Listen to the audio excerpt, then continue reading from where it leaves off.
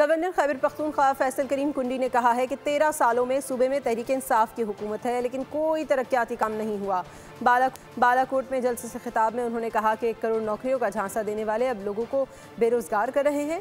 तजावुजात के नाम पर सियासी इंतकाम लिया गया। उनका कहना था कि PTI वाले खुद ही एक दूसरे पर चोरी के इल्जामात आयद कर रहे हैं। हमारे सूबे में टूरिज्म होगी, टूरिज्म को भी आप देखें, जो आपके इलाके में टूरिज्म को नुकसान हुआ, सुआत में 16 बंदे शहीद हुए।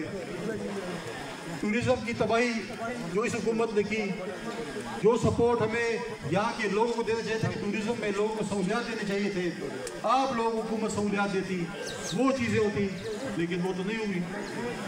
एक वजीर खड़ा होता है, कहते हैं फला गंदम खा गया है, दूसरा कहते हैं फला चीनी के स्कैंडल में है, वजीरा कहते हैं कि मेरा जो मिनिस्टर था वो अद्वियात और पेंशन लोग की हेल्थ मिनिस्ट्री में खा गया है।